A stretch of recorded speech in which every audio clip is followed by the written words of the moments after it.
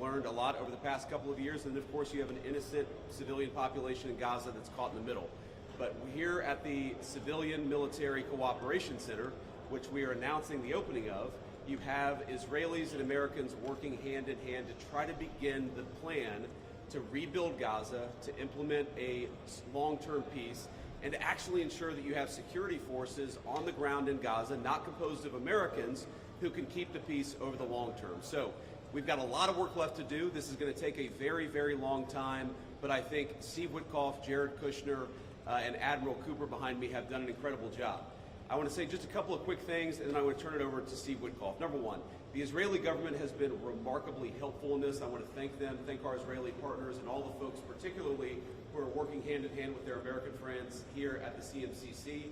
And number two, I want to say that there is this weird attitude I've sensed in the American media, in the Western media, where there's almost this desire to root for failure, that every time something bad happens, and every time that there's an act of violence, there's this inclination to say, oh, this is the end of the ceasefire, this is the end of the peace plan. It's not the end. It is in fact exactly how this is going to happen when you have people who hate each other, who've been fighting against each other for a very long time. We are doing very well. We are in a very good place. We're going to have to keep working on it, but I think we have the team to do exactly that. So with all thanks to our partners, both in Israel, but all across the Gulf Arab states, Indonesia, the Turks, we are doing an amazing thing here, and I'm particularly proud of the American troops working at the command center who are coordinating this effort and making it possible. So with that, I want to thank Ambassador Steve Witkoff and turn it over to him to say a few things, and after everybody's said a few words, we'll take some questions. Thank you, guys. Thank you very much, Mr. Vice President.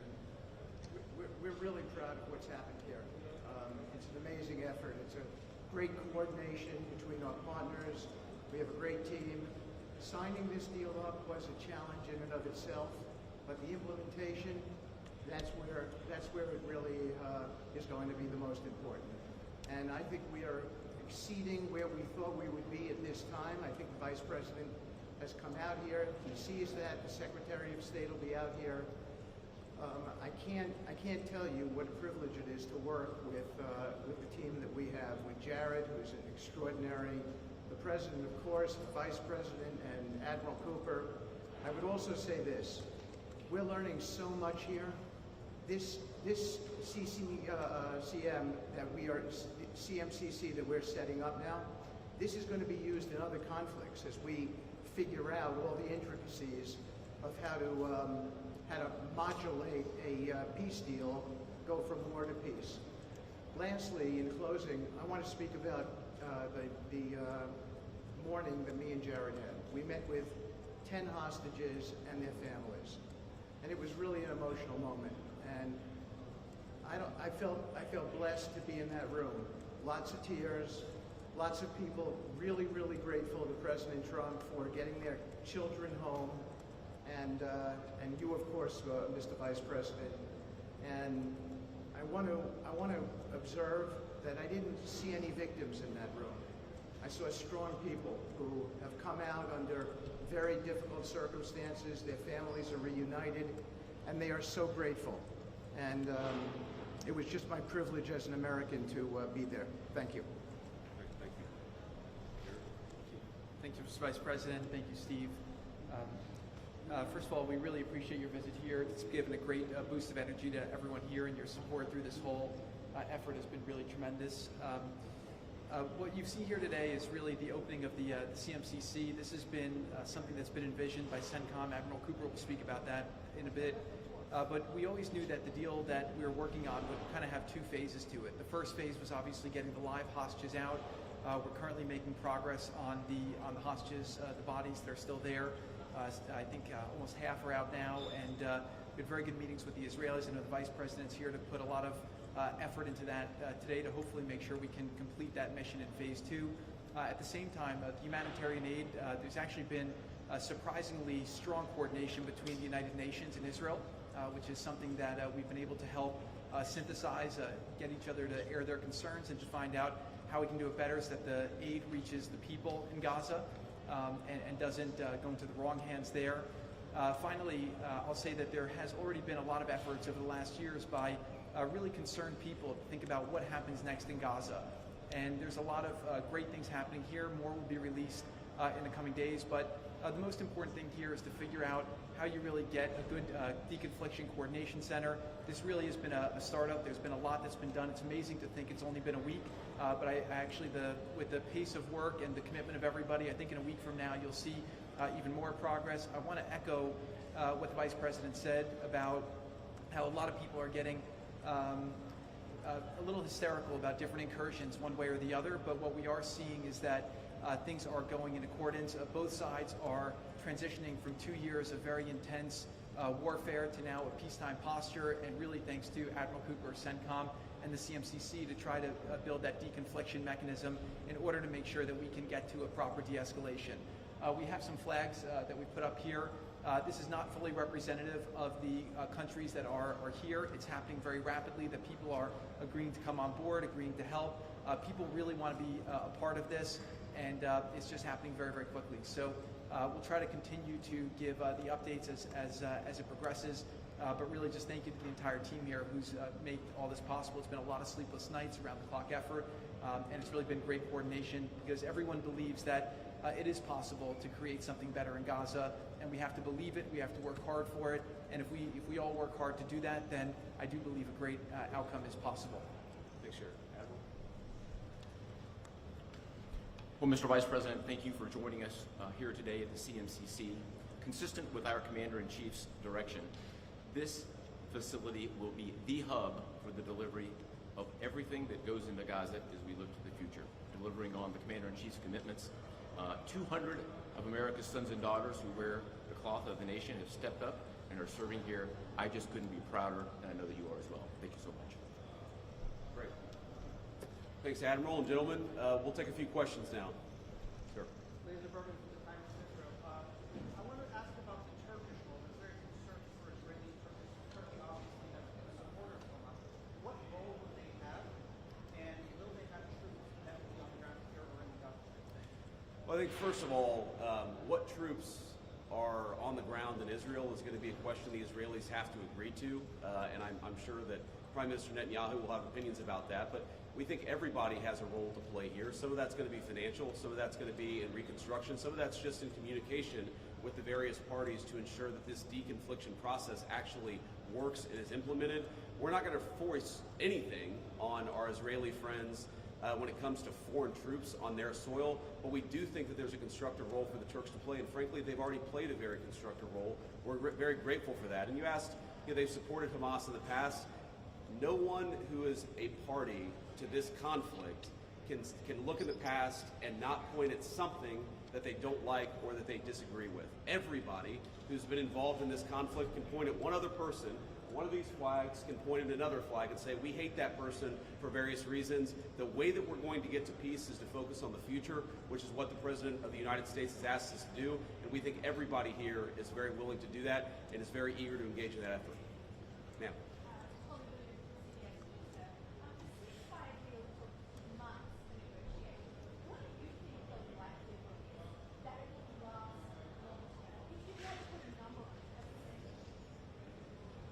Well, Jared's the investor here. I'm not going to give you a percentage, but look, what we've seen the past week gives me great optimism the ceasefire is going to hold.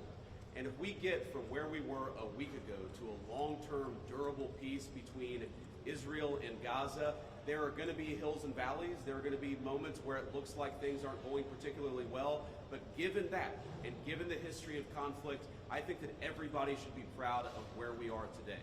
It's going to require constant effort. It's going to require constant monitoring and supervision. That's part of the reason that Admiral Cooper and his team is here, is to mediate these disputes, to mediate these disagreements as they come up. But look, right now, I feel very optimistic. Can I say with 100% certainty that it's going to work? No. But you don't do difficult things by only doing what's 100% certain. You do difficult things by trying, and that's what the President of the United States has asked us to do. Sir. Mr. Baxter, President Suleiman Massoud from Cannes. First of all, thank you for brokering the ceasefire deal. Two questions for you. Hamas was supposed to bring back all the hostages within 72 hours. There are still deceased hostages who are still in Gaza. Will you put a deadline for Hamas to bring back all these hostages? And the second thing, President Trump tweeted about this today, Hamas killing their own people in Gaza, Palestinians who work for Israel.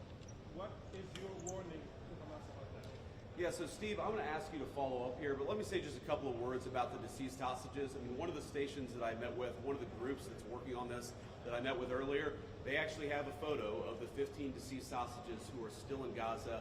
It is a focus of everybody here to get those bodies back home to their families so that they can have a proper burial. Now that said, this is difficult. This is not going to happen overnight. Some of these hostages are buried under thousands of pounds of rubble. Some of the hostages, nobody even knows where they are. That doesn't mean we shouldn't work to get them, and that doesn't mean we don't have confidence that we will. It's just a reason to counsel in favor of a little bit of patience. This is going to take a little bit of time. And look, our warning to Hamas is very straightforward. The terms of the 20-point plan that the president put out there is very clear. It's supported not just by Israel, but by all of our Gulf Arab friends. It's that Hamas has to disarm. It's that Hamas has to actually behave itself. And that Hamas, while all the fighters can be given some sort of clemency, they're not going to be able to kill each other, and they're not going to be able to kill their fellow Palestinians. Now again, that's going to take a little bit of time. We're talking about how to set up the security and humanitarian apparatus to put all this in place. But right now, where I stand, I feel confident that we're going to be in a place where this peace lasts, where it's durable. And if Hamas doesn't cooperate, then as the President of the United States has said, Hamas is going to be obliterated. Steve, do you want to add anything about the hostages? Okay, great. Ma'am.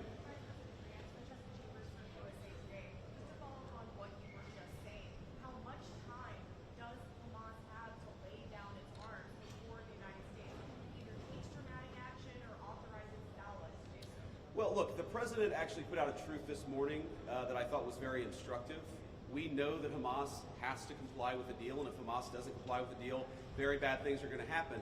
But I'm not going to do what the President of the United States has thus far refused to do, which is put an explicit deadline on it, because a lot of this stuff is difficult. A lot of this stuff is unpredictable. You basically have two regions in Gaza, one of which is relatively safe, I wouldn't say very safe, and one of which is incredibly dangerous. And part of ensuring that we get to a durable peace is to broaden the scope of the area that's safe. And the International Security Force is a big part of that. We don't yet have the International Security Force set up. That's something we're working towards. We have a number of volunteers who want to participate in that International Security Force. So my point is, I don't think it's actually advisable for us to say this has to be done in a week, because a lot of this work is very hard. It's never been done before, and in order for us to give it a chance to succeed, we've got to be a little bit flexible. I think what you're seeing from our Gulf Arab friends, certainly from our Israeli friends, is a certain amount of impatience with Hamas. But we're going to keep on working at this process, and we're going to keep on trying to bring the deceased hostages home, but also make sure that all Gazans are able to live in a prosperous and safe place. Yes?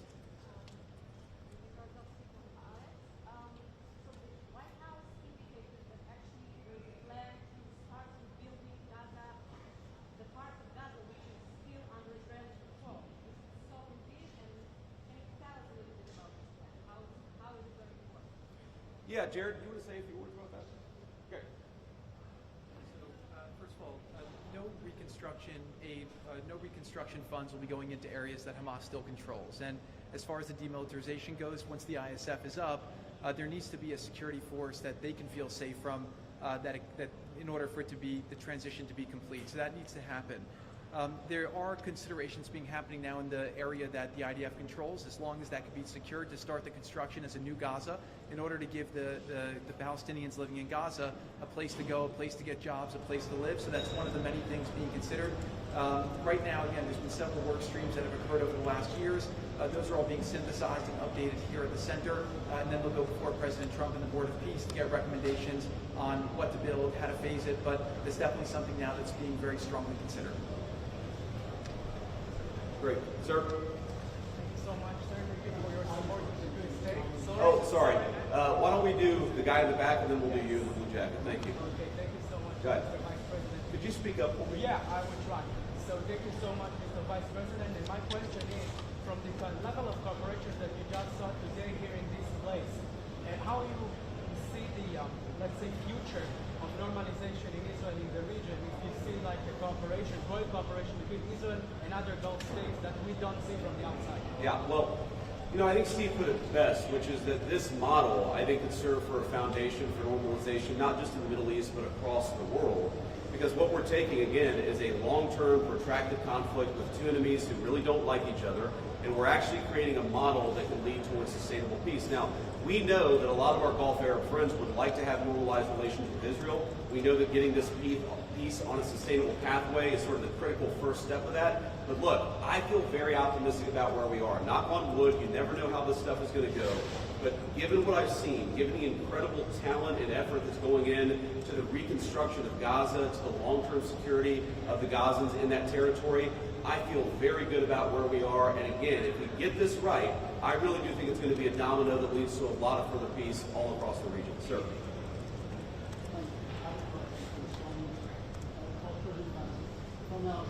Firstly, a quick one is, did you come here because you thought Israel massively overreacted? And secondly, following the reaction to this fire, do you now believe it to be feasible to have a governance structure of Gaza that does not include strong Palestinian? Well, so on the first question, no. My visit had nothing to do with events in the past 48 hours. We had actually tried to plan this visit, frankly, months ago, and now we thought this would be a good time to do it. It ended up working out. As you know, sometimes calendars are difficult, especially when you're the Vice President of the United States. But I wanted to come. I wanted to check in on things. I wanted to, talk to the troops who are working very hard to coordinate this massive relief effort. And I wanted to just see how things are going and put some eyes on it so I could call the President of the United States and actually, it's one thing to read about it. It's one thing to talk with Jared and Steve on the phone about what's going on the ground. It's another thing to actually shake somebody's hand, to look them in the eye, and to understand what are the challenges, what are the things they need from me. I mean, I heard from relatively junior troops very simple things that would make their lives easier that I'm going to take back to Washington and hopefully help them with. That's why you do a visit like this, not because of anything that's happening on the ground. On your question about what does the ultimate, authority in Gaza look like, I don't know the answer to that question. And I think what's so cool, what's so amazing about what these guys have done is that we're creating a governance structure that is very flexible to what happens on the ground in the future. We need to reconstitute Gaza. We need to reconstruct Gaza. We need to make sure that both the Palestinians living in Gaza, but also the Israelis, are able to live in some measure of security and stability. We're doing all those things simultaneously. And then I think once we've got to a point where both the Gazans and our Israeli friends can have some measure of security, then we'll worry about what the long-term governance of Gaza is. Let's focus on security, rebuilding, giving people some food and medicine. If we get to the point where we're arguing exactly what the governance structure in Gaza is long-term, then we should pat ourselves on the back. That's a very good problem to have, but I won't anticipate that problem before we actually have it. I'll take a couple more and we'll get moving. Ma'am. Could you speak up? Thank you. Could you give a bit more details about the international security force, which countries are going to be part of this, these troops in Gaza, and also about the disarmament plan or decommission plan? Are there incentives for Hamas to do that in a timely fashion? Any details? Well, the incentives are that unless Hamas disarms in accordance with the agreement, very bad things are going to happen, right? And also the incentive is that if they disarm, there is a better future for everybody on the other side of it. But in terms of the international security force, Steve and Jared, Admiral Cooper, are working on that very issue right now. Remember, this peace deal was struck under the president's leadership literally a week ago. The hostages were returned, 6 days ago, 5 days ago? So we're in the phase now where we're actually starting to conceptualize what that international security force would look like. I think it's important for Americans to know a couple of things. Number one, there are not going to be American boots on the ground in Gaza. The President of the United States has made that very clear. All of our military leadership has made that very clear. What we can do is provide some useful coordination. How do you take, the Gulf Arab states, plus Israel, plus plus the Turks, plus the Indonesians, how do you actually get those folks to work together in a way that actually produces long-term peace? The only real mediators are the United States of America. And so that's the role that we're going to play. I think the American people should be proud of it, but they should know that there are going to be no American boots on the ground in Gaza. Sir, in the back. Vice President, thank you very much. I would like to ask about a different threat. We see Iran rearming again, trying to build again their nuclear weapon. Could we expect in Israel to see the U.S. Army attacking again in Iran? Could you ask the very last part? Could we expect the U.S. Army to attack again in Iran like you did in the last time in Fordow? Well, I'm not going to make any announcements here today. The President of the United States has been very clear about our policy with regards to Iran. It's that he actually wants Iran to be prosperous. He wants to have good relations with the Iranians, but they cannot have a nuclear weapon. And so we're going to keep on using and exhausting every diplomatic means possible to try to ensure that Iran does not have a nuclear weapon. That's our focus, and that will remain our focus for the indefinite future. Let me just leave us with one final thought here. So I've been to Israel once in my entire life. I came for about 36 hours, and as a Christian, I think the world's Christians will know that this country, that this region of the world means a great deal to me. And at some point today, I hope to go, or at some point in the next couple of days, I should say, I hope to go to the Church of the Holy Sepulchre, which Christians believe is the site that Jesus Christ was crucified in. And I know that Christians have many titles for Jesus Christ, and one of them is the Prince of Peace. And I'd ask all people of faith, in particular my fellow Christians, to pray that the Prince of Peace can continue to work a miracle in this region of the world. I think that we have made incredible strides over the past week. We're going to have to make a lot more, but I think with your prayers, with God's providence, and with a very good team behind me, I think we're going to get it done. Thank you all. Thank you very much.